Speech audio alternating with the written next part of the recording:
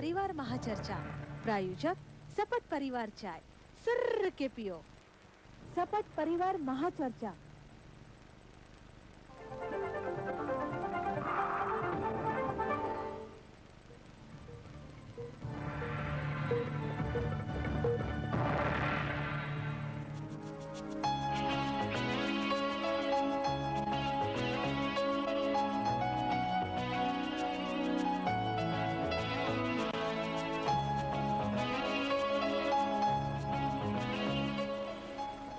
नमस्कार, सपट परिवार महाचर्चेमध्ये आपल्या सगळ्यांचं मनपूर्वक स्वागत। आज आपण पुन्हा एकदा जमलेलो आहोत एका महत्त्वपूर्ण निकालानंतर, आणि तो निकाल आहे शालांत परीक्षांचा 10वीचा निकाल। याआधी महाचर्चेमध्ये आपण अनेक परीक्षांच्या निकालानंतर यशस्वी मुलांची, विद्यार्थ्यांची आणि युवकांची चर्चा केली। तसंच आज सुद्धा शालांत परीक्षेमध्ये यशस्वी झालेल्या विद्यार्थ्यांची चर्चा आपण करणार आहोत। त्याचबरोबर तज्ञही आपल्याकडे आलेले आहेत। शिक्षण क्षेत्रामधले राज्य शासनाचे प्रतिनिधी म्हणून शिक्षण मंत्री आलेले, त्यांची ओळख मी आपल्याला करून देणारच आहे। पण आजच्या विषयाच्या बद्दल मला थोडंसं बोलणं आवश्यक आहे। 10+2+3 हा जो काही अभ्यासक्रमाचा एक पॅटर्न आपल्याकडे राबवला जातो, त्याच्या फेर विचाराची गरज हा आपला आजच्या महाचर्चेचा विषय आहे। खरोखरच अनेक प्रकारच्या परीक्षा सुरू झालेल्या आहेत, कॉमन एंट्रन्स टेस्ट सुरू झालेले आहेत। या प्रकारामध्ये, या संपूर्ण इतर टेस्टच्या वातावरणामध्ये 10वीचं महत्त्व, 12वीचं महत्त्व आणि त्यानंतर महाविद्यालयीन क्षेत्रामधल्या 3 वर्षांचं महत्त्व खरोखरच कितपत आहे, त्याच्यामध्ये काही बदल करायची आवश्यकता आहे का? आजच्या तरुण विद्यार्थ्यांना, तरुण पिढीतल्या युवकांना या पुढे जाऊन काही जॉब मिळवायचा असेल, व्यवसायाभिमुख शिक्षण त्यांना मिळायचं असेल, तर आजकालच्या या 10-2-3 मध्ये फेरविचार करायची गरज आहे का? 10-2-3 मध्येच बदल करून 11+4, 12+3 असे काही वेगळे बदल करायचे आहेत? या सगळ्या पर्यायांमध्ये आज आपण ही महाचर्चा करणार आहोत। त्याआधी मी मुंबई दूरदर्शन केंद्राचे उपसंचालक शिवाजीराव फुलसुंदरांना अशी विनंती करेन की आपले सगळे आजचे प्रमुख पाहुणे जे आलेत त्यांचा सत्कार करावा, स्वागत करावं पुष्पगुच्छ देऊन। सर्वप्रथम राज्याचे शिक्षण मंत्री वसंतराव पुरके यांचं स्वागत करतात शिवाजीराव फुलसुंदर। यानंतर मी शिवाजीरावांना विनंती करेन की मुंबई विद्यापीठाचे कुलगुरू डॉक्टर विजय खोले आपल्याकडे आलेले आहेत, त्यांचंही स्वागत त्यांनी करावं। सकाळ मुंबईचे संपादक वृत्त आपल्याकडे आलेले आहेत चंद्रशेखर कुलकर्णी, त्यांचंही मनापासून स्वागत। आणि नांदेडच्या चौगुले इन्स्टिट्यूटचे संचालक गणेश चौगुले, जे स्पर्धा परीक्षांपासून अनेक परीक्षांमध्ये विद्यार्थ्यांना गेली कित्येक वर्ष मार्गदर्शन करतायत आणि ज्यांच्या मार्गदर्शनाखाली अनेक विद्यार्थी या परीक्षांमध्ये यशस्वी होत आहेत, असे गणेश चौगुले। ही सगळी मंडळी आपल्याला माहिती आहेत, आपापल्या क्षेत्रातली तज्ञ आहेत। यानंतर आपल्या सगळ्यांकडे वळणं मला अतिशय आवश्यक आहे, कारण आजचा दिवस जो आहे तो आपल्या सगळ्या यशस्वी विद्यार्थ्यांचा आहे। मला असं वाटतं की फक्त सह्याद्री वाहिनी ही अशी एकच वाहिनी आहे की ज्या वाहिनीवरून आजपर्यंत सर्व यशस्वी विद्यार्थ्यांचं नुसतं कौतुकच केलं गेलं नाही, स्वागतच केलं गेलं नाही, तर विद्यार्थ्यांच्या जीवनाशी निगडीत असे विषय घेऊन त्याच्यावर महाचर्चा घडवली गेली, ज्यापासून हजारो लाखो विद्यार्थ्यांनी स्फूर्ती घेतली, त्यांच्या प्रश्नांना या कार्यक्रमात वाचा फुटली आणि कित्येकांना त्यांच्या यशाचे मार्गही सापडले। या सर्व विद्यार्थ्यांचा सत्कार आज आपण पहिल्यांदा करूयात। मी आपले शिक्षण मंत्री पुरके साहेब त्यांना विनंती करतो की त्यांनी कृपया पुढे यावं।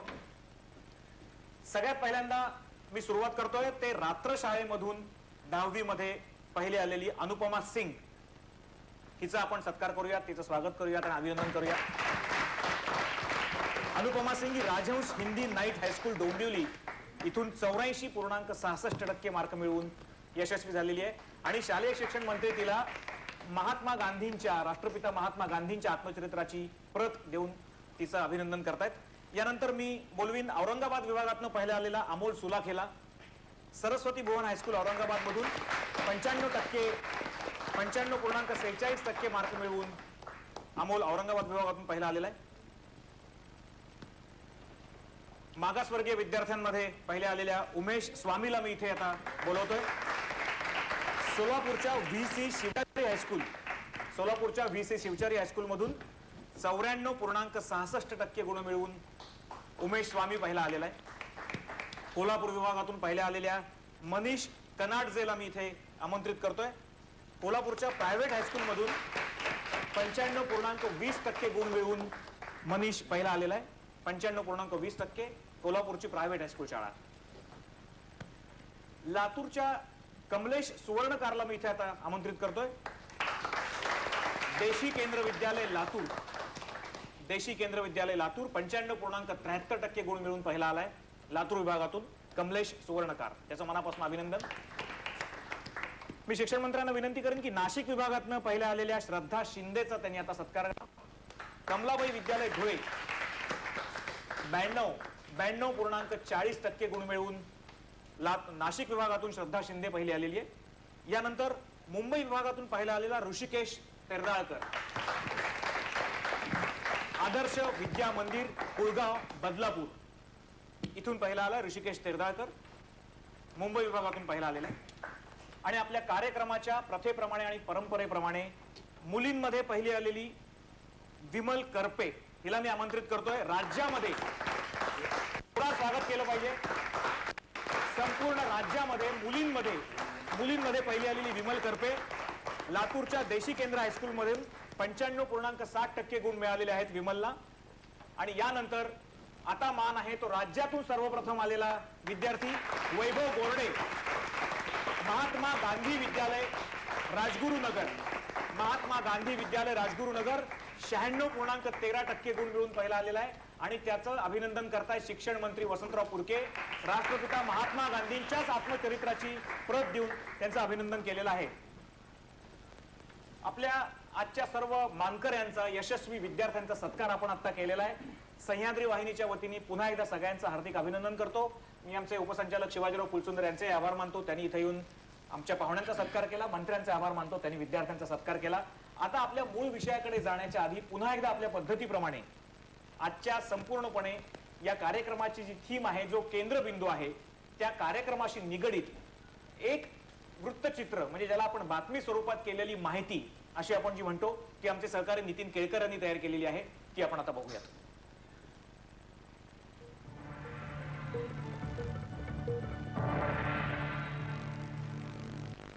दहावीचा निकाल लागला, पण तत्पूर्वी 10-2-3 शिक्षण क्रमाच्या भवितव्यापुढेच प्रश्नचिन्ह लागलं होतं. म्हणूनच 10वीतल्या गुणवंतांचा सत्कार करतानाच त्यांना या प्रश्नाचं उत्तर देणंही क्रमप्राप्त ठरतं. 12वीतले गुणवंत सीईटीत मागे का पडले हे सुद्धा 10वी उत्तीर्णांना कळायला हवं. पुढच्याला ठेच मागचा शहाणा, नाही का, की कायम ठेच काढतच चालायचं. आणि हो, 12वी द्यावी लागणार आहे की नाही तेही आत्ताच सांगून टाका ना, अगदी गळ्याशी आल्यावर नको हो. माध्यमातनं चर्चा सुरू झाली आहे. 10+2+3 मधल्या +2ची गरज काय असं विचारलं जात आहे. अभियांत्रिकी, वैद्यकीय आणि तत्सम अभ्यासक्रमांच्या प्रवेशासाठी 12वीतलं कर्तृत्व कवडी मोल ठरणार असेल तर परीक्षाच का घेता असं विचारलं जात आहे. सगळ्याच पदविकांसाठीचे प्रवेश सीईटीतनं द्या, 12वीला रजा द्या असंही काही लोक म्हणतात. अर्थात राष्ट्रीय पातळीवरच्या अभ्यासक्रमाशी सुसंगत व्यवस्थाच राज्यात ठेवावी लागणार. तिथे 10-2-3 आहे, तोपर्यंत इथेही 10-2-3च राहणार. 2-2 ओझं व्हावं लागणार. ते थोडं हलकं नाही का करता येणार? 12वीची परीक्षा सीईटीशी सुसंगत नाही का करून घेता येणार? 10वी झालेल्या मुलांना आत्ताच सांगा ना, 2 वर्षात त्यांनी नेमकं काय करावं, त्यांचं लक्ष काय असावं. लक्ष्यपूर्तीसाठी प्रोत्साहन म्हणून आधी कौतुक, सत्कार, नंतर भवितव्याचा विचार. त्यासाठीच ही सपट परिवार महाचर्चा 10-2-3च्या फेरविचाराची गरज.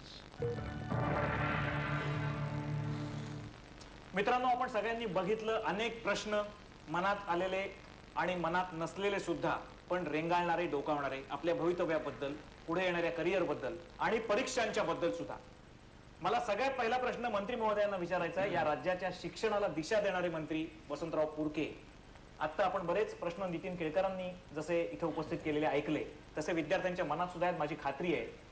आज आपला विषय लक्षात घेता आपल्याला काय वाटतं, 10+2+3 या अभ्यासक्रमामधला हा जो 2 आहे, हा सगळ्यात पहिल्यांदा फेस करायचा आहे आजच्या या 10वी नंतरच्या मुलांना.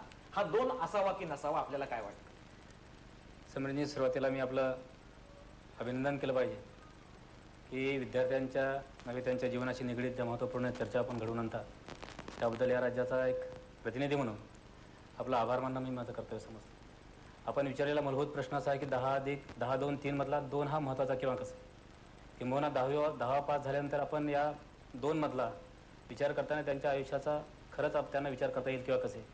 परंतु मी नम्रपणे सांगेन आपल्याला की माननीय डॉक्टर DS कोठारी आणि JP नाईक या दोन्हीही लोकांनी अतिशय मायक्रो स्टडी करून आंतरराष्ट्रीय स्तरावर राज्य पातळीवर आणि देश पातळीवर मायक्रो स्टडी करणाऱ्या आणि अभ्यासक्रम ठरवणाऱ्या जो 17 इन्स्टिट्यूट आहे त्यांच्या मायक्रो स्टडीमधून सूक्ष्म अभ्यासक्रमामधून खऱ्या अर्थाने ह्या दोन्ही 10-2-3चा पॅटर्न ठरवला गेला. 10 मध्ये खऱ्या अर्थाने प्रत्येक विषयाचं जे मूलभूत विषय आहे त्या विषयांचं किमान ज्ञान प्रत्येक विद्यार्थ्याला असावा हा त्यामागचा हेतू. त्यानंतर उच्च शिक्षणासाठी जाताना या 2 मध्ये जर त्याला निर्णायक भूमिका घेता यावी, स्पेशलायझेशनच्या युगामध्ये खरं तर 12वी मधला कुठला विषय आपण वरच्या उच्च शिक्षणात निवडावा की अशा प्रकारे निर्णायक भूमिका प्रत्येक विद्यार्थ्याला घेता येईल म्हणून 2ची खऱ्या अर्थाने या ठिकाणी तरतूद केल्या गेली आहे. म्हणजे आपलं म्हणणं असं आहे की या 2ची आवश्यकता आहे आणि तज्ज्ञांचंही तसं मत असल्याचा शासनाकडे अहवाल आलेला आहे. मला वाटतं याविषयी आपल्याकडे तज्ज्ञ अनेक चर्चा करण्याकरता आलेले आहेत आणि डॉक्टर खोलेंचं पण याविषयीचं मत त्यांना व्यक्त करायचं आहे. मला माहिती आहे त्यांची काही आग्रही मतं आहेत याविषयीची त्यांच्या अनुभवातून आलेली. कुलकर्णींकडे आपण जाणार आहोत आणि चौगुलेंकडे जाणार आहोत, पण त्याच्या आधी आपण एक छोटीशी विश्रांती घेऊयात आणि त्यानंतर पुन्हा या विषयावर बोलूयात.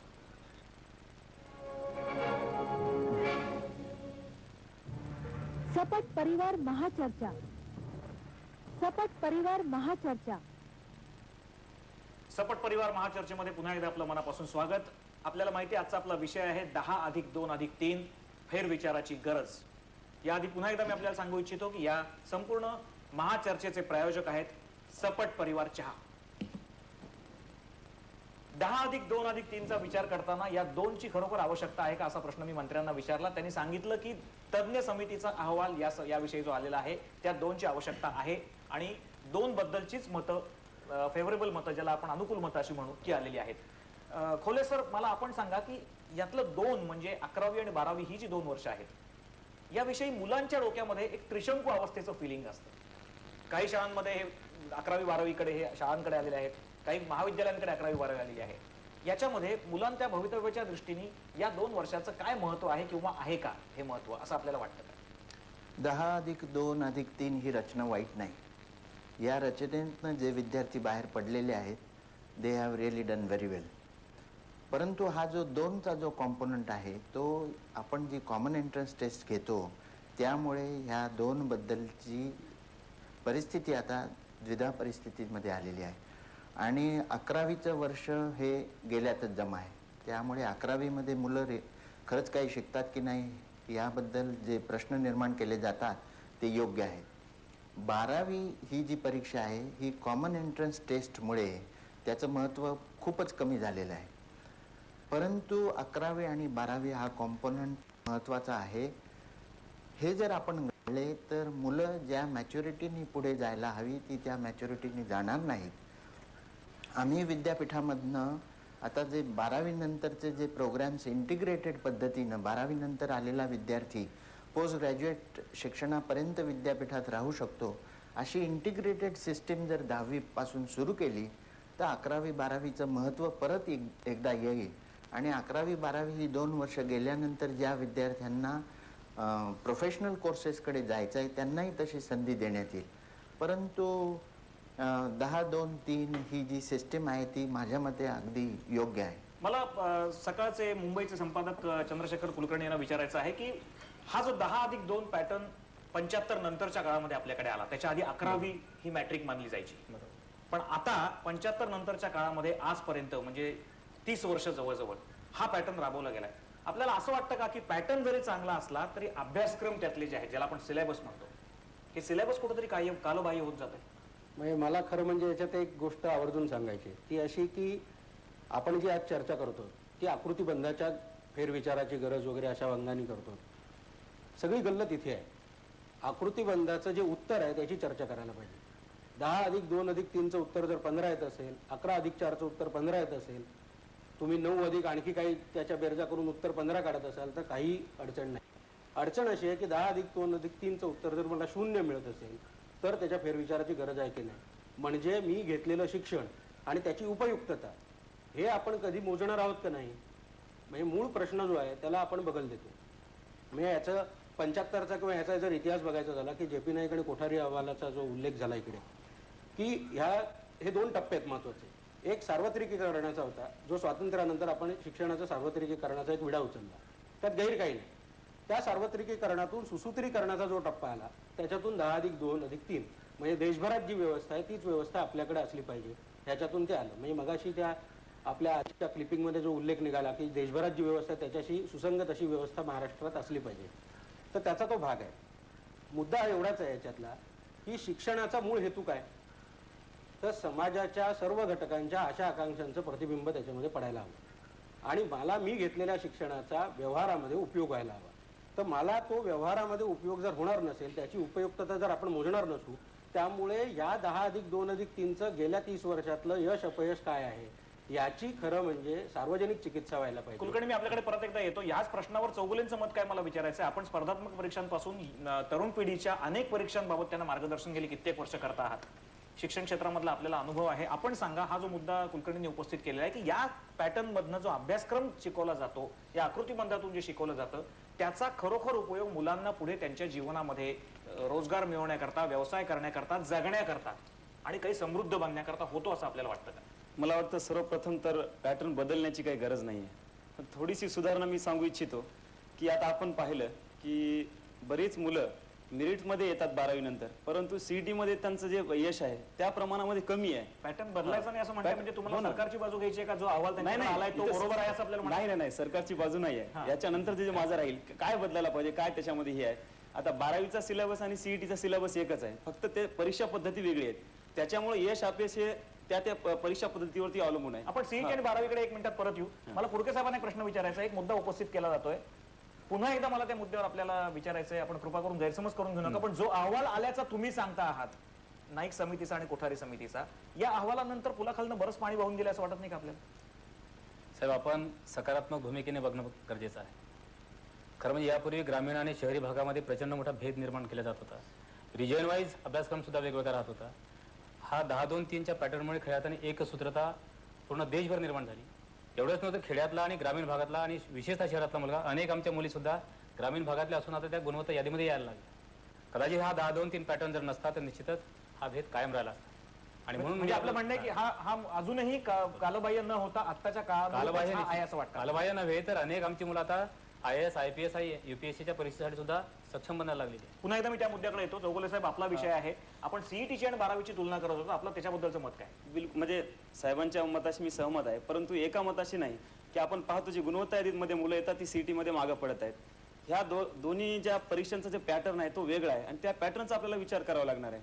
कारण कसं आहे, 12वी आपण पाहिलं आता प्रत्येक बोर्डाचे प्रश्न रिपीट होत आहेत आणि ते रेडीमेड उत्तर मुलांकडे आहे. तुमचा पर्याय काय याच्यामध्ये? कशा प्रकारची परीक्षा असावी असं आपल्याला? हो ना, मी तेच सांगतो की हे पॅटर्न कसं आहे की आता हे साचेबद्ध प्रश्न आणि साचेबद्ध उत्तर, काही मुलं म्हणजे पाठ करून घोकमपट्टी करून एखाद्या वेळेस मेरिटमध्ये येऊ शकतात, परंतु खऱ्या अर्थाने जी वैद्यकीय पूर्व परीक्षा आहे ती लाईन टू लाईन आपल्याला त्याचं म्हणजे क्लिअरिटी करावी लागते, पूर्ण ज्ञान माहिती मिळवावी लागते आणि कमी वेळामध्ये ते अप्लाय करावं लागतं. आणि त्याच्यामुळं इकडचं जे जास्त वेळ आहे, लिखाण आहे, एखाद्या वेळेस आपल्याला माहिती नसेल तरी आपण थोडंसं ओढून ताणून लिहू शकतो किंवा पाठ करू शकतो, तसं इकडे चालणार नाही. आणि याच्यासाठी मुलं काय होतात की मेरिटमध्ये येण्यासाठी, गुणवत्ता यादीमध्ये येण्यासाठी, नेमकं परीक्षेच्या पुढं 12वीच्या परीक्षेच्या पुढं गुणवत्ता यादी येण्यासाठी सेकंड लँग्वेज इंग्रजी वगैरे आहे, इकडे सुद्धा लक्ष द्यावं लागतं. चौगुले साहेब, आपण या विषयावर थोडी चर्चा पुढे करणारच आहोत. त्याच्या आधी मला एका मुद्द्याची आठवण झाली म्हणून मुद्दाम सांगणं आवश्यक आहे की जे हजारो लाखो मुलांना प्रेरणादायी ठरू शकेल अशी एक गोष्ट आपण यावेळेला रिझल्टमध्ये बघितली. ती म्हणजे वैभवी जोईल या मुलीची गोष्ट आपल्याला माहिती असेल. वैभवी जोईलला या परीक्षेमध्ये 77% मार्क मिळाले, पण दुर्दैवाने आपलं हे स्वतःच यश बघायला ती आपल्याबरोबर या जगात नव्हती. आपल्याला माहिती आहे, दिगंबर पाटकर हायस्कूलची विद्यार्थिनी वैभवी जोईल, हिला कर्करोग झालेला होता, कॅन्सर झालेला होता आणि तिने तशा अवस्थेमध्ये या रोगाची कल्पना असताना कुठलाही रायटर किंवा कुणाचीही मदत न घेता स्वतः ही परीक्षा दिली आणि कुठलीही मदत घ्यायला नकार दिला आणि या असाध्य रोगाशी सामना करत तिने ही परीक्षा दिली आणि हे यश मिळवलेलं आहे. तिचे आई वडील आणि शिक्षक इथे आलेले आहेत आणि त्यांच्याशी आपण याविषयी बोलणार आहोत.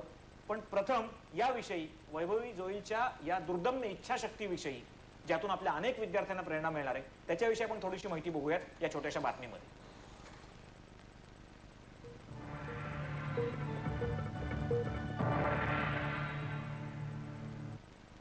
आपल्याला आयुष्यात काय साध्य करायचंय हे ज्याला पक्क ठाऊक असतं आणि ते साध्य करण्याची जिद्द ज्याच्या अंगी असते त्याच्यात असाध्य काहीच नसतं, हे यंदा 10वीच्या कोवळ्या मुलांनी सिद्ध करून दाखवलंय. निखिल मानेच्या घरात आनंदोत्सव साजरा होतोय. उभ्या महाराष्ट्राला त्याचं कौतुक आहे.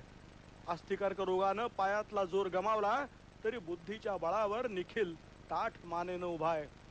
अशीच जिद्दीनं 10वीची परीक्षा देणारी आणखी एक मुलगी होती, वैभवी जोईल. 77% गुण मिळवून ती उत्तीर्ण झाली.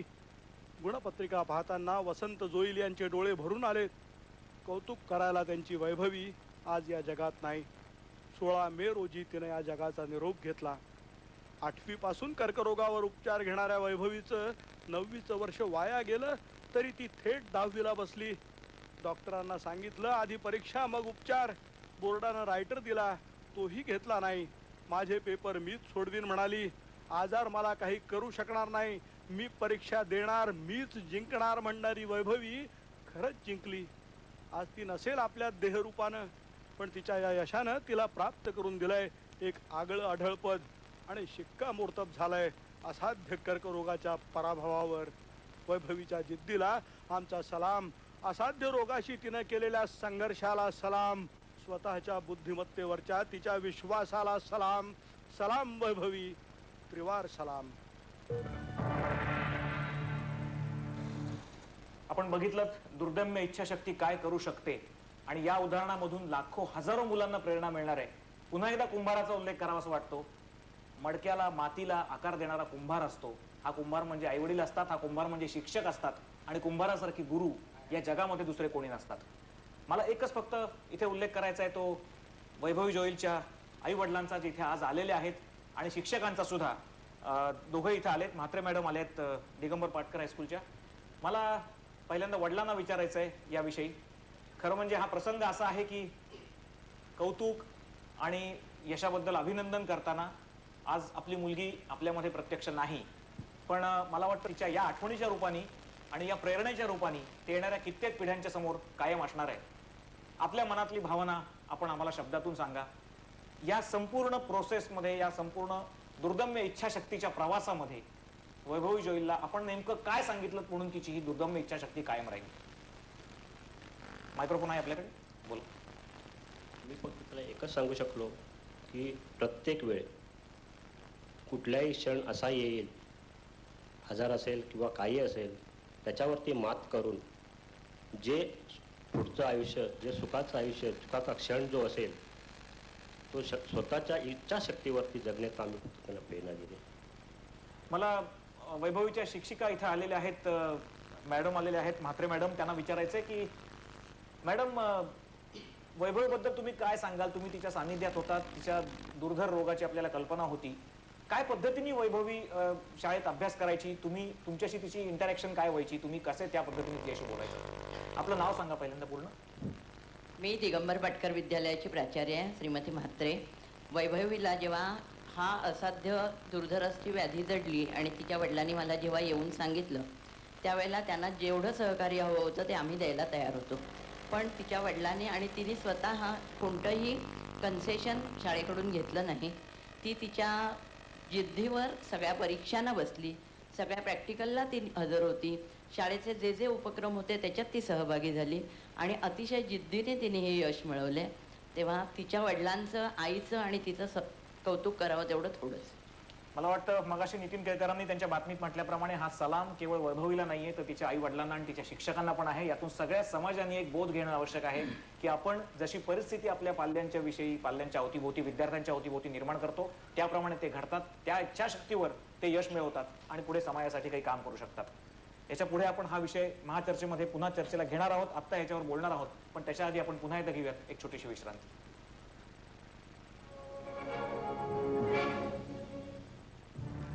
सपट परिवार महाचर्चा.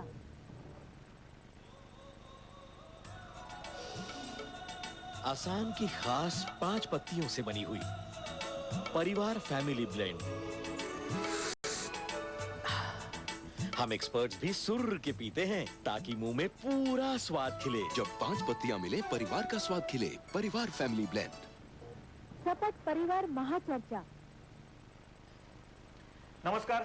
सपट परिवार महाचर्चेमध्ये परत एकदा आपलं मनापासून स्वागत. आपल्याला माहिती आहे या महाचर्चेचे प्रायोजक आहेत सपट परिवार चहा. 10+2+3 या अभ्यासक्रमाच्या, या आकृतीबंधाच्या फेरविचाराची गरज हा आपला आजचा विषय आहे. आपण महाराष्ट्रातल्या काही गुणवंतांचे सत्कार इथे केले, त्यांचं अभिनंदन इथे केलं, पण महाराष्ट्राची उपराजधानी नागपूर इथे आणखी काही विद्यार्थी आपले यशस्वी झालेले तिथे थांबलेले आहेत. आपण त्यांचा सत्कार नागपूरला करणार आहोत आणि आमचे नागपूर केंद्राचे संचालक आहेत सतीश साने.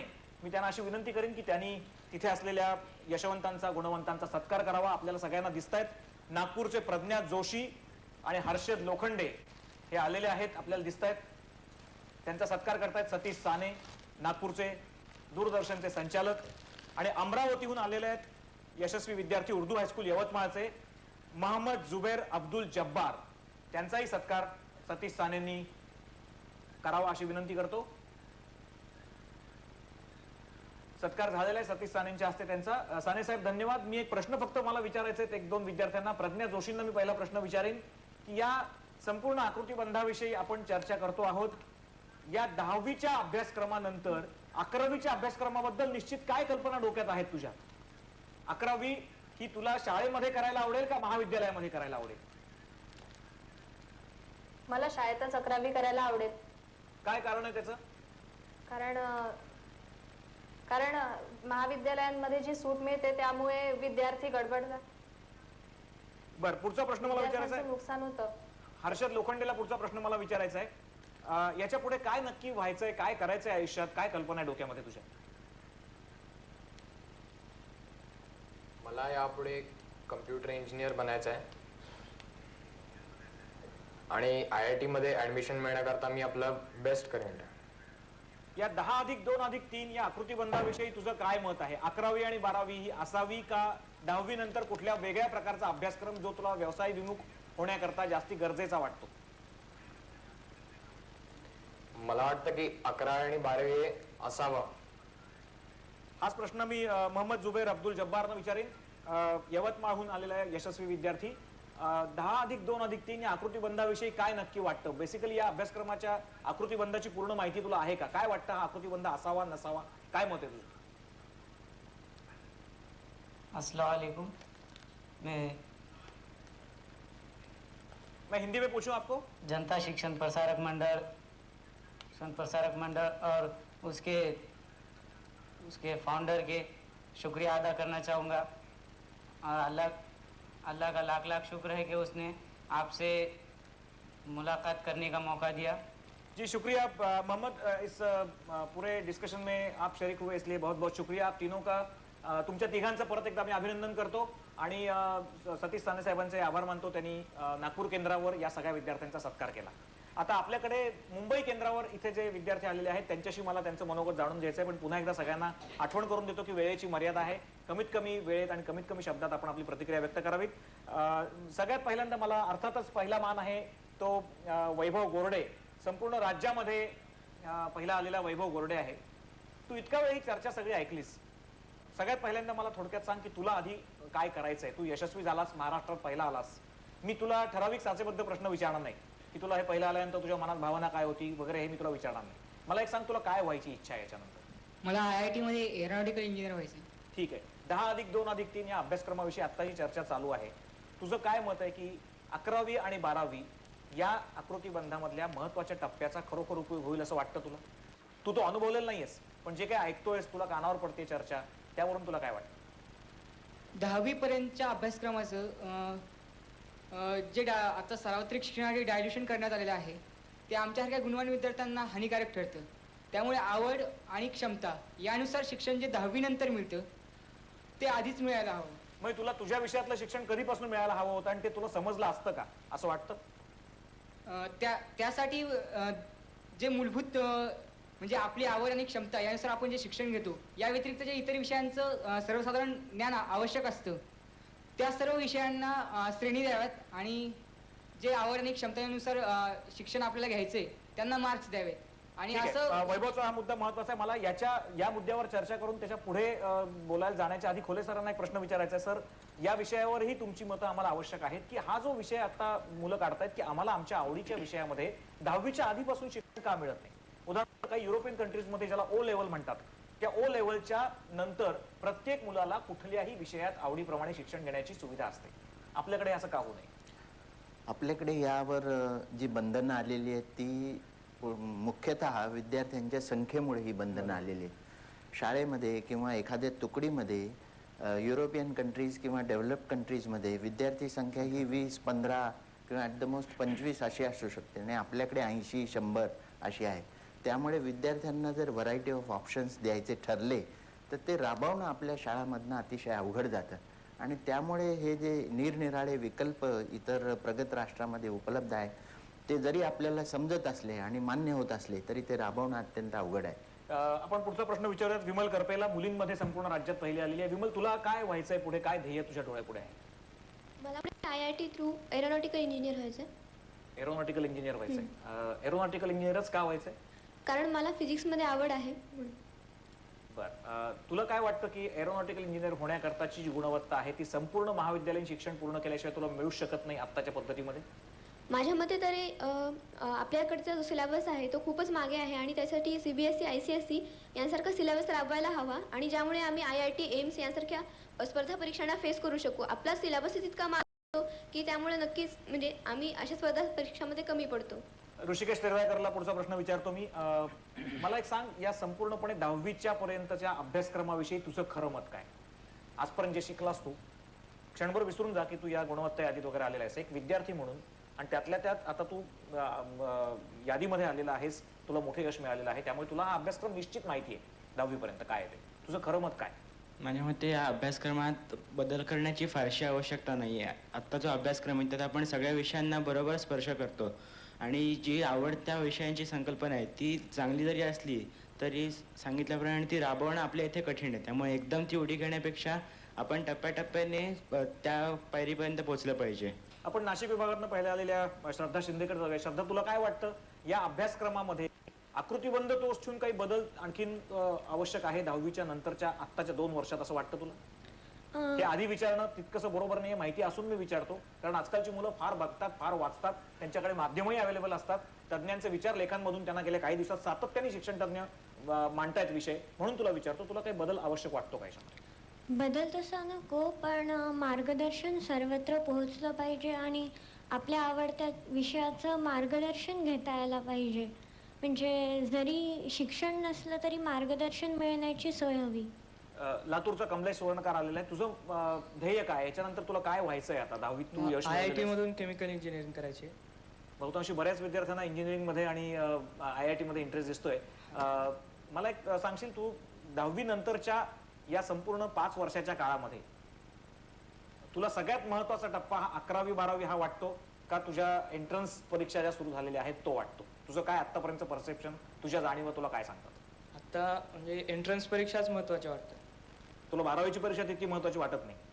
महत्वाची आहे, पण त्याच्यापेक्षा जास्त एंट्रन्स परीक्षा. ठीक आहे. कोल्हापूरहून आलेला मनीष कनाट जे आपल्याकडे आहे. मनीष, तुला काय व्हायचंय? तुझी काय इच्छा आहे पुढे? मला पण IIT मधून मेकॅनिकल इंजिनिअरिंग करायचं. तुला असं वाटतं 10वी पर्यंतच्या विशेषतः जे महत्वाचे विषय आहेत गणित आणि सायन्स, हे 10वी पर्यंत जे तुला शिकवलं गेलं त्याचा तुला पुढे खरोखर उपयोग होईल असं वाटतं तुला? हो, म्हणजे त्याचा उपयोग होतोच. माझं असं मत आहे की हे जो आकृतीबंध आहे किंवा अभ्यासक्रम यात विषय बदल न करता आपली जी परीक्षा पद्धती आहे की एकच प्रश्न साधारण रिपीट केला जातो, त्या परीक्षा पद्धतीमध्ये आणि प्रश्न विचारण्याच्या पद्धतीमध्ये मोठ्या प्रमाणात बदल करण्याची गरज आहे. उमेश स्वामी आपल्याकडे आलाय सोलापूरहून, मागासवर्गीय विद्यार्थ्यांमध्ये तो पहिला आलाय. उमेश, तुला या शिक्षण पद्धतीत सगळ्यात त्रासदायक गोष्ट कुठली वाटते? 10+2=3 हा आकृतीबंध जो आहे, आता तुम्ही 10 पर्यंत आलेला आहात, 2 आणि 3 तुम्हाला माहिती नाहीये, पण आतापर्यंतच्या अभ्यासक्रमात सगळ्यात त्रासदायक, सगळ्यात अवघड अशी गोष्ट तुला कुठली वाटते? सगळ्यात त्रासदायक किंवा अवघड गोष्ट तरी कोणती नाही, परंतु शिक्षकांचं मार्गदर्शन योग्य रीतीने मिळायला हवं. आणि CET किंवा एंट्रन्स परीक्षा यामुळे 12वीच्या गुणांना किंवा अगोदर दिलेल्या परीक्षांच्या गुणांना महत्त्व प्राप्त होत नाही. अमोल सुलाखे औरंगाबादहून पहिला आलाय. मला अमोलला एक प्रश्न विचारायचा, जशी CET आता 12वी नंतर सुरू झाली तसं 10वी नंतर तुम्हाला काही अभ्यासक्रमांना जर एंट्रन्स टेस्ट सुरू झाल्या तर तुझं मत काय असेल तुझ्या आवडीच्या विषयात? पहिल्यांदा तू सांग मला, तुला काय व्हायला आवडेल? मला देखील IIT इंजिनियर व्हायचं आहे. IIT इंजिनिअरिंग करता तुला जर 10वी नंतर पर्याय उपलब्ध करून दिला तुला आवडेल? हो, नक्कीच आवडेल. CET 12वी सारखी जर 10वीला सुरू केली तर आवडेल? हो, कारण 10वी नंतर जर आपण CET सुरू केली तर प्रत्येक विद्यार्थी प्रत्येक म्हणजे खोलावर अभ्यास करेल. पण मग 10वीचं आणि 12वीचं महत्व काय उरेल असं वाटतं तुला? 10वीचं 12वीचं महत्व कसं नाही, कारण CET जरी असेल तरी त्याचा अभ्यासक्रम हा 10वी 12वीचा बेस्ट आहे ना. तर 10वी 12वी आपण केली नाही तर CETचा आपण कधी करणार? ठीक है, ठीक है। अनुपमा सिंह आलेले आहेत, रात्र शाळेमधून त्या पहिल्या आलेल्या आहेत। मुझे लगता है मुझे आपसे हिंदी में बात करनी पड़ेगी। आप नाइट स्कूल में से पहली आई है, क्या दिक्कतें आपने सही है नाइट स्कूल में से शिक्षा प्राप्त करने के लिए? ऐसी कोई दिक्कत नहीं थी, सभी टीचर्स अच्छे थे और पढ़ाई भी अच्छी तरह से होती थी। केवल क्लासरूम मतलब स्कूल छोटा था इसलिए थोड़ी कभी कभी प्रॉब्लम थी, फैन्स वगैरह सही नहीं थे बस। ठीक आहे, मला असं वाटतं आपण या सगळ्या मुलांची अगदी थोडक्यात त्यांची मतं जाणून घ्यायचा प्रयत्न केला। अगदी वेगवेगळी मतं आहेत, फार मार्मिक मतं आहेत आणि मुलांना त्यांच्या अनुभवातून ती मतं आल्यामुळे आपण याच्यावर विचार करणं आवश्यक आहे। पुरके साहेब, पुन्हा एकदा तुमच्याकडे मला यायचंय। पुन्हा माझा प्रश्न तुम्हाला कदाचित खोचक वाटेल, पण तो या विद्यार्थ्यांच्या मनातला प्रश्न आहे की आता इतकी वर्ष गेल्यानंतर आकृतीबंध जरी चांगला असा तज्ञांचा अहवाल असला तरी काही मुलांचं शिक्षकांबद्दलचं मत आहे, काही मुलांचं अभ्यास शिकवण्याबद्दलचं मत आहे। किमान या पद्धतीत तरी आमूलाग्र बदल व्हायला पाहिजे असं आपल्याला वाटतं का? सर, जाणीवपूर्वक हा बदल व्हावा म्हणून या खात्याचा प्रभार मी घेतलेला। मागच्या वेळेस सुद्धा आपल्याला बोललो मी की एज्युकेशनमध्ये इफेक्टिव्ह टीचिंग हा अतिशय महत्त्वाचा भाग आहे। दुसरा आहे एज्युकेशनल एन्व्हायरमेंट, तिसरी गोष्ट आहे बेस्ट करिक्युलम आणि चौथी गोष्ट आहे बेस्ट कंट्रोलिंग किंवा मॉनिटरिंग आणि सुपरविजन। या चारही गोष्टींकडे मी अतिशय मनपूर्वक लक्ष दिलेलं आहे। आणि म्हणून मी नंबर आपण चौगुले साहेबांनी म्हटल्याप्रमाणे म्हणजे आकृतीबंध वेगळा आणि अभ्यासक्रमाचं स्वरूप याच्यामध्ये खऱ्या अर्थाने हार्मनी साधू शकेल अशा प्रकारचा अभ्यासक्रम असणं गरजेचं आहे। अभ्यासक्रमामध्ये अंशतः बदल करणं हे क्रमप्राप्त आहे आणि म्हणून गव्हर्नमेंट ऑफ इंडियाने आता नॅशनल करिक्युलम 2005 याचा फ्रेमवर्क ऑलरेडी सादर केलेला आहे। त्याच्यामध्ये आमच्या वैभवच्या म्हणण्याप्रमाणे किंवा कोणतं म्हटलं आठवत नाही, परंतु मुलाला त्याची अभिरुची आणि क्षमता या दोन्ही गोष्टींमध्ये खऱ्या अर्थाने हार्मनी साधू शकेल किंवा सुसंवाद निर्माण होऊ शकेल अशा प्रकारचा नवीन अभ्यासक्रम माझ्या समोर येत आहे। एक सेकंड, मला आपल्याला थांबवायचे मंत्री महोदय। हाच प्रश्न मला कुलकर्णींना विचारायचे, सकाळचे संपादक आहेत, आपण गेले कित्येक वर्ष शिक्षण या विषयावर सातत्याने लिहितात। सरकारची नक्की भूमिका यातली काय असावी असं आपल्याला वाटतंय आकृतीबंधासंदर्भात? फक्त तज्ञांचा अहवाल घेऊन त्याच्यावर रिॲक्ट करणं का आणखीन काही निर्णय स्वतःहून जाहीर करणं, घेणं आणि ते राबवणं? स्पष्ट आपलं मत सांगा। दोन गोष्टी आहेत त्याच्यामध्ये। एक म्हणजे आता इकडे काही विद्यार्थ्यांनी जी मतं सांगितली त्याचा मला आधार घ्यावा असं वाटतं की एक उदाहरण सांगतो मी अगदी थोडक्यात की पूर्वीच्या काळी ते गुरु शिष्य परंपरा जेव्हा होती त्यावेळेला जर यज्ञकुंड विझलं तर शिष्याला शिक्षा व्हायची। तर आपण प्रश्न काय विचारतो, काय होईल यज्ञकुंड विझलं तर काय होईल? मग शिक्षा होईल। शिक्षा कुणाला होईल असे प्रश्न आपण विचारतो, पण कुठेही आपण एक प्रश्न असा विचारत नाही की विद्यार्थ्याचं कर्तव्य काय, म्हणजे शिष्याचं कर्तव्य काय, हा प्रश्न त्याच्यातून वगळलेला असतो। म्हणजे आत्ता जो एक मुद्दा इथे उपस्थित झाला की काय पद्धतीने प्रश्न विचारायला पाहिजे की मूळ गाभा तुम्हाला समजला आहे की नाही, सरकारची भूमिका याविषयी काय म्हणाला? सरकारची भूमिका याच्या विषयाची अशी असायला पाहिजे की मी जसं म्हटलं की ती उपयुक्ततेच्या पातळीवरती सरकारने मोजायला हवं की दिलेलं शिक्षण, त्याच्यातून मिळणारी उपयुक्तता, त्याच्यातून तयार होणारं मनुष्यबळ। म्हणजे अगदी थोडक्यात जर सांगायचं तर शिक्षण खात्याचं नाव हे जर मनुष्यबळ विकास मंत्रालय केलं म्हणून लोकसंख्येचं मनुष्यबळात रूपांतर होत नसतं। ते करण्यासाठी जे जे करणं आवश्यक असतं ते सरकारने धोरणात्मक पद्धतीने, म्हणजे आता मगाशी जो उल्लेख निघाला की 12वी शाळेपर्यंत असावं का 11वी 12वी कॉलेजमध्ये असावं, या सर्व गोष्टींवरती अनेक तज्ञांनी, म्हणजे सुक्तनकरांचा अहवाल होता आणि सुक्तनकरांनी असं सांगितलं की काही गरज नाही की मुलांना जाऊ द्या कॉलेजमध्ये, कधीतरी त्यांना प्रवाहामध्ये पडायचं आहे, मोठ्या पाण्यामध्ये जायचं आहे, त्यामुळे असं काही तुम्ही रोखू नका। त्यामुळे ह्या अशा अनेक विषयांवरती तज्ञांचे अहवाल वगैरे हे भरपूर आहे। कुलकर्णी, आपण पुन्हा एकदा विषयावर एकच मला फक्त त्याच्यात जोड द्यायची आहे की म्हणून मी जसं म्हटलं की काही आता जो मुद्दा निघाला आणि इथे सगळी गुणवत्ता यादीतली मुलं आहेत म्हणून मला तो आवर्जून उपयोग करायचा आहे की जसं सामाजिक न्यायाचा आपण विचार करतो तसा गुणवत्ता यादीचा देखील सरकारने कधीतरी विचार करायला पाहिजे। कशा अर्थाने? याचं कारण असं आहे की ही अशी जी प्रज्ञावान मुलं आहेत यांना गुणवत्ता यादी नसली तरी एवढेच मार्क मिळणार आहेत, पण गुणवत्ता यादीचं ज्या पद्धतीने प्रस्थ निर्माण झालं त्याला एक सोशल स्टेटसचा एक सिम्बॉल मिळालं, त्याला एक सामाजिक प्रतिष्ठा मिळाली। त्यामुळे अनेक शाळांमधले शिक्षक आणि अनेक पालक हे काय करतात तर मुलगा गुणवत्ता यादीत आला पाहिजे किंवा काही मुलं गुणवत्ता यादीत आली पाहिजेत याच्यासाठी एक एक तुकडी गारद होते।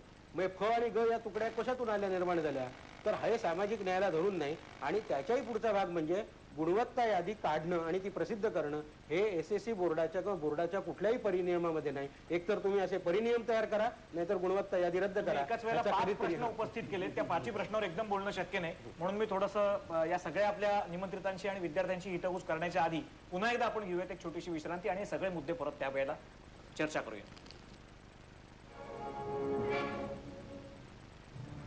सपट परिवार महाचर्चा। माँ, संयुक्ता। आओ बेटी, बैठो बैठो। रामू, चाय लाना।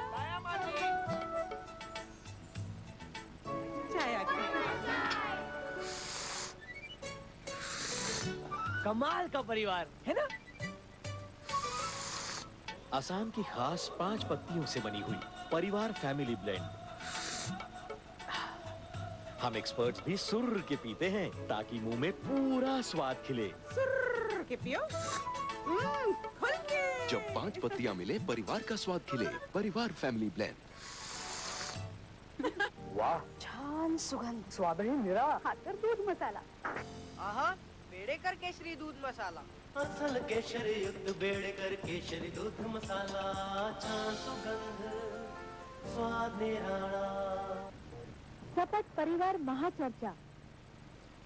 सपट परिवार महाचर्चेमध्ये आपल्या सगळ्यांचं मनापासून स्वागत। आपला आजचा विषय सगळ्यांना माहितीच आहे, 10+2+3 या आकृतीबंधाच्या फेरविचाराची गरज हा आपला आजचा विषय। मी चौगुले अकॅडमीच्या गणेश चौगुलेंना विचारीन 4 ते 5 महत्त्वाचे प्रश्न आता चंद्रशेखर कुलकर्णींनी उपस्थित केलेले आहेत। मुळात गुणवत्ता यादीची गरज आहे असं आपल्याला वाटतं। मी त्यांच्या मताशी बिलकुल 100% सहमत आहे।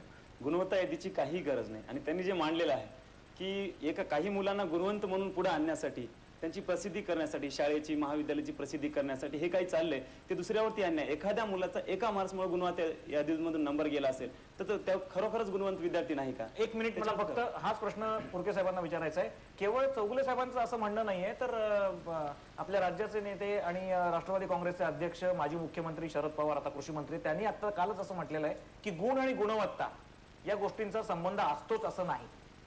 आज याच्या आधीच्या महाचर्चेमध्ये आपण हे बघितलेलं आहे, 45% मिळालेल्या विद्यार्थ्यांनी सुद्धा IAS मध्ये उत्तम यश मिळवलेलं आहे। तेव्हा या गुणवत्ता यादीचं साधर्म्य किंवा त्याचं महत्व हे खरोखर आहे असं आपल्याला वाटतं का? गुणवत्ता ही जगातील सार्वभौम शक्ती आहे, कोणीही टाळू शकत नाही। या स्पर्धेच्या युगामध्ये गुणवत्ता यादी ठेवायची किंवा कशी याचा आम्ही पुनर्विचार करूच, आपल्यासारख्यांची मतं जाणून घेऊ। परंतु स्पर्धात्मक भावना, अभ्यासाविषयीची क्युरियोसिटी, आपलं समोरचं लक्ष, त्या सगळ्या बाबी सुद्धा एक प्रकारच्या इन्सेंटिव्ह किंवा प्रोत्साहन किंवा प्रेरणादायक सुद्धा आहे। आणि मग गुणवत्ता यादीमध्ये ही अशा प्रकारची यादी असणं हे योग्य किंवा अयोग्य याचा सुद्धा गांभीर्याने विचार करणं गरजेचं आहे। परंतु घटनात्मक अधिकारापासून सामाजिक न्यायाचं तत्व म्हटलं म्हणून मी सांगतो आपल्याला, घटनात्मक अधिकारापासून कोणालाही वंचित राहण्याची दुर्दैवी वेळ येऊ नये आणि म्हणूनच सामाजिक न्यायाचा आधारच खऱ्या अर्थाने शिक्षणाला आहे। पण तुम्ही याचा फेरविचार करण्याची काही समिती आम्ही समिती ऑलरेडी गठीत केलेली आहे। आम्ही ही यादी ठेवायची किंवा नाही गुणवत्ता यादी, कारण CBSEला सुद्धा कुठली यादी नाही, बाहेरच्या स्टेटमध्ये सुद्धा कुठल्याही प्रकारची यादी नाही। परंतु तरीही अट्रॅक्शन असावं, एक प्रकारची स्पर्धात्मक भावना निर्माण व्हावी, त्याला इन्सेंटिव्ह दिला जावं, किमान त्याच्या गुणवत्तेची आणि कदर व्हावी, हा यामागचा हेतू आहे। मानवतेचा बळी जावा, कोणाचा बळी जावा, कोण म्हणजे हा हेतू तिळमात्र नाही। याचा मी गांभीर्याने विचार करतो। एकच फक्त त्याच्यात प्रश्न असा निर्माण होतो, मी जसं म्हटलं की काही मुलं गुणवत्ता यादीत यावीत, झळकावीत, याच्यासाठी जी एक शेवटची तुकडी शाळा तयार करतात, हे कुठल्या सामाजिक न्यायाला धरू नये असा एक प्रश्न। आणि त्याच्यातला दुसरा भाग जो आहे की कायमस्वरूपाने मी जसं म्हटलं की गुणवत्ता यादीच्या संदर्भातला जो फेरविचाराचा मुद्दा आहे, याचा परिनियमांचा जो मी उल्लेख केला की बोर्डाच्या परिनियमामध्ये त्याची तरतूदच नाहीये, पद्धतीने काढावी। नाही, मला वाटतं सर कसं आहे की गुणवत्ता यादीमध्ये येण्यासाठी जे काही प्रयत्न, आता सिलेबस काय होत आहे की 96 पासून आता 12चा सिलेबस तोच आहे, प्रश्न रिपीट होत आहेत आणि प्रश्न रिपीट होऊन साचेबद्ध प्रश्न आणि साचेबद्ध 30 उत्तरं, तर मग त्या गुणवत्ता यादीतून मुलांची कुठली गुणवत्तावर सिद्ध होणार का? वेगळ्या प्रकारचे प्रश्न विचारायला पाहिजे, वेगळ्या प्रकारचे त्यांचं नॉलेज टेस्ट व्हावं, असे कोणत्या प्रकारचा प्रयत्न सध्या चाललेला नाही। आणि तेच प्रश्न असल्यामुळे मार्केटमध्ये किंवा बाजारामध्ये जे काही मिळतं मटेरियल, सूचना याबाबतीत कॉन्क्रीट काय आहेत का शासनाला, कशा पद्धतीने ती परीक्षा व्हावी असं वाटतं? मला तरी वाटतं CETचा आणि याला एका ठिकाणी हे करायचं असेल तर 50-50% जर केलं समजा थेरॉटिकल आणि एंट्रन्सच्या दृष्टिकोनातून, आणि सुरुवातीपासूनच मला साहेबांना ही विनंती करायची आहे की 5वी पासून अगदी कंपल्सरी प्रत्येक शाळेमध्ये मल्टिपल चॉईसची सुरुवात करायला पाहिजे, थोड्या स्वरूपामध्ये का होईना। कारण आपण NTSC घेतो किंवा स्कॉलरशिप घेतो, त्याच्यामुळे सगळेच मुलं बसत नाहीत आणि सगळ्यांचं नॉलेज टेस्ट होत नाही। तिथून जर सुरुवात केली आपण आणि ह्या गुणवत्तेला कमी लेखता कामा नये, परंतु याला थोडंसं हे करून तशा पद्धतीची गुणवत्ता जर नॉलेज टेस्ट व्हावी अशा पद्धतीची गुणवत्ता जर वर आणली तर चांगली। स्पर्धा परीक्षा आणि क्रमिक अभ्यासक्रम या परीक्षा म्हणजे एकच धडा, परंतु वेगवेगळे प्रश्न एका धड्यावर विचारले जाऊ शकतात। म्हणून आम्ही यावर्षी जाणीवपूर्वक बहुसंख्य प्रश्न पद्धती स्वीकारली। त्यानंतर मायक्रो स्टडी सगळ्या विद्यार्थ्यांनी करावा म्हणून फोटो स्कॅनिंग आम्ही स्वीकारलेला आहे। फ्लाइंग स्क्वॉड, सिटिंग स्क्वॉड, व्हॅल्युएशनची सिस्टीम, हे सगळे बदल केले। परीक्षा पद्धतीमध्ये बदल झाला पाहिजे हा जो सगळ्यांचा सूर आहे हा मी स्वीकारलेला नाही। या समितीला मुदत काय दिली आहे का? ही समिती जी आहे नाही, ही आहे मेरिट यादी ठेवायची किंवा याच्या संदर्भात आम्ही समिती गठीत केली आहे। सगळ्यांची मतं जाणून घेऊन याचा सुद्धा साकल्याने विचार करणं गरजेचं आहे। कधीपर्यंत रिपोर्ट येणार समिती? 2 महिन्यात। 2 महिन्यामध्ये येणार. पण त्याच्यानंतर मग आपण काही अधिवेशनामध्ये हा डिस्कशन विषय अधिवेशनात सुद्धा यायची गरज नाहीये. आम्ही निश्चित कॅबिनेट समोर जाऊ, लोकांची मतं जाणून घेऊ, परंतु गुणवत्तेची कदरही केली गेली पाहिजे. वसंतराव, एक मिनिट आपल्याला फक्त थांबवतो मध्ये. राज्याचे माजी शिक्षण संचालक व्ही चिपळूणकर आपल्याशी आता दूरध्वनीवरून बोलण्याकरता उपलब्ध आहेत. चिपळूणकर साहेब, मी समीरण वाळवेकर बोलतोय महाचर्चेमधून, सह्याद्रीच्या स्टुडिओमधून. आपल्याला ऐकू येतोय माझा आवाज? चिपळूणकर साहेब, आवाज ऐकू येतोय माझा आपल्याला? मला, आपण शिक्षण संचालक होतात, या राज्याचं शैक्षणिक धोरण आखण्यामध्ये आपला फार मोलाचा वाटा आहे. 10+2+3 हा आकृतीबंध आहे, हा कालबाह्य होतोय का, त्याचा फेरविचार करण्याची गरज आहे का, हा आमचा विषय आहे. आपलं मत थोडक्यात सांगू शकाल? आपलं काय मत आहे याविषयी? बोला. हा आकृतीबंध जो आहे, हॅलो, बोला बोला, ऐकू येतंय मला, बोला. याच्या संबंधामध्ये मला असं वाटतं की आकृतीबंधामध्ये काही दोष नाही. याच्या मागे फार मोठा सामाजिक आणि शैक्षणिक विचार आहे की देश स्वतंत्र झाल्यानंतर आपण मास एज्युकेशनचा विचार करतोय. फर्स्ट जनरेशन लर्नर्स बरेच मोठ्या प्रमाणात येत आहेत आपल्या या शिक्षण प्रक्रियेमध्ये. तेव्हा त्यांचा विचार केला तर ही +2 ची जी स्टेज आहे 2 वर्षाची, अतिशय महत्वाची आहे. आणि शिक्षणाची जी उद्दिष्ट आहेत, या उद्दिष्टांमध्ये ज्ञान त्यांना मिळावं, पण नुसतं ज्ञान नाही, स्पर्धा परीक्षातून दिसणारं ज्ञान नव्हे, तर त्याच्याबरोबर काही जीवनावश्यक कौशल्य त्यांना मिळावी. साहेब, एकच प्रश्न आपल्याला विचारतो, फक्त वेळ कमी आपल्याकडे. गुणवत्ता यादी असावी की नसावी, या विषयावरच आपलं मत काय? गुणवत्ता यादी नसावी आणि संबंध प्रश्नाकडे बदलण्याची मानसिकता आताही बदलायला हवी आपली. धन्यवाद चिपळूणकर साहेब, आपण आमच्या बरोबर या चर्चेमध्ये सहभागी झालात. औरंगाबादहून हे होते व्ही चिपळूणकर, माजी शिक्षण संचालक. त्यांचं म्हणणं आपण बघितलं की गुणवत्ता यादी असावी असं म्हणणं आहे, पण 10+2+3 हा आकृतीबंध चांगला आहे. या विषयावर आपण चर्चा करतो आहोत. मला एकच प्रश्न आपल्या शिक्षण मंत्र्यांना विचारायचा आहे की प्रत्येक वेळेला आपल्याला विद्यार्थ्यांच्या समोर तोच अभ्यासक्रम कित्येक वर्ष घेऊन जायला लागतं. आता दोन्ही या आपल्या गेस्टने असं म्हणणं मांडलेलं आहे, तर या अभ्यासक्रमामध्ये तातडीने काही बदल करण्याकरता अशा सूचना काही तज्ञांकडून आपल्याकडे आलेल्या आहेत अशी आमची माहिती आहे. त्याविषयी आपण काही विचार करतो. मुळात या अभ्यासक्रमासंदर्भात चर्चा देखील झालेली आहे आणि म्हणून 2006 मध्ये 1ली, 4थी, 9वी, 1ली, 5वी, 9वी आणि 11वी मध्ये आम्ही बदल करणार. त्यानंतर 2007 मध्ये 2री, 6वी, 10वी आणि 12वी मध्ये बदल करणार. नंतर 2008 पासून 3री आणि 7वी मध्ये बदल करणार.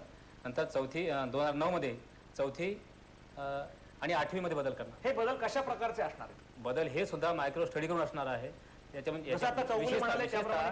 रिलेव्हंट आणि युजफुल, कालानुरूप आणि उपयुक्तता असू शकेल अशा प्रकारच्या अभ्यासक्रमात आम्ही निश्चित विचार केलेला आहे आणि त्यानुसार आम्ही अभ्यासक्रमात बदल करू. खोले साहेब, आपलं याच्यावर एक मत थोडक्यात पाहिजे. 11वी 12वी पासून ते TY पर्यंत असे बदल जर आता पहिल्यांदा होत गेले तर याचा कालखंड बघितला तर 5 वर्षांचा आहे. एवढ्या मोठ्या कालखंडाची गरज आहे असं आपल्याला वाटतं? नाही, शाळामध्ये हे जे बदल त्यांनी आयोजलेले आहेत आणि जे वेळापत्रक त्यांनी आखलेले ते माझ्या मते योग्य आहे. कारण शाळेमध्ये जी मुलं असतात त्यांची क्षमता त्या प्रमाणात कमी असते आणि त्याला योग्य म्हणून हा कालावधी जास्त देणं आवश्यक आहे. विद्यापीठाच्या स्तरावर किंवा महाविद्यालयाच्या स्तरावर शाळेमध्ये जर हे बदल झाले तर ऑटोमॅटिकली ते महाविद्यालय आणि विद्यापीठीय स्तरावर निश्चितच होतील. आणि अनेकदा शाळेमध्ये होणारे बदल लक्षात घेऊन महाविद्यालयातले बदल आम्ही आमच्या विद्यापीठाच्या स्तरावर लगेचच करत असतो. मला कुलकर्णी आणि चौगुलेंना एकच प्रश्न सगळ्यात शेवटी विचारायचा, अगदी थोडक्यात दोघांनी उत्तर द्या. पहिल्यांदा कुलकर्णी, 10+2+3 हा अभ्यासक्रम, या आकृतीबंध तर बदलण्याविषयी काही सरकारचं मत दिसत नाही असं दिसतंय, पण अभ्यासक्रम बदलण्याविषयी मात्र त्यांनी त्यांचं मत व्यक्त केलं, सरकारचा निर्धार व्यक्त केलेला आहे. आपलं मत अगदी थोडक्यात सांगा. जागतिक तुलनेमध्ये आंतरराष्ट्रीय स्तरावर आपले विद्यार्थी जर उभे राहायचे असतील तर या आकृतीबंधामध्ये नेमकं तातडीने काय करण्याची गरज आहे? आकृतीबंध हाच धरला तर पहिली गोष्ट म्हणजे अगदी थोडक्यात सांगतो की आपल्याला जुजबी शिक्षण द्यायचंय की खरंच गुणवान प्रज्ञावान विद्यार्थी तयार करायचे हे एकदा ठरवायला पाहिजे.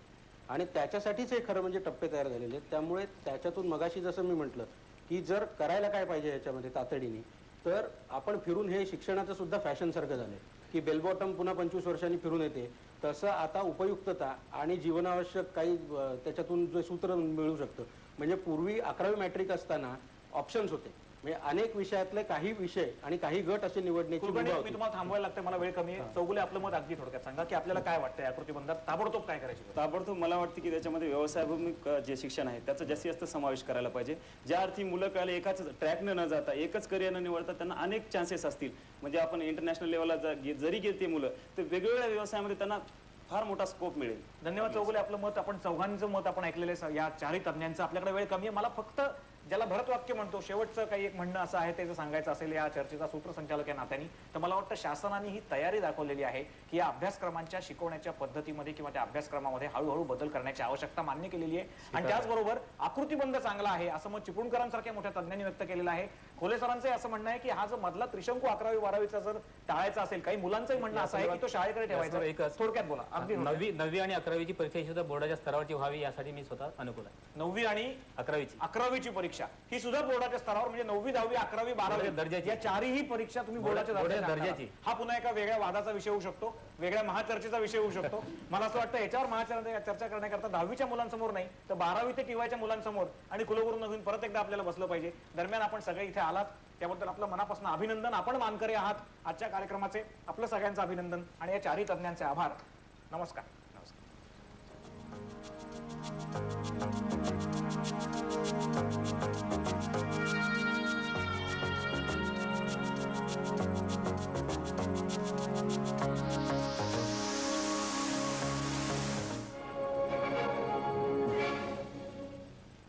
सपट परिवार महाचर्चा, प्रायोजक सपट परिवार चाय, सर्र के पियो. सपट परिवार महाचर्चा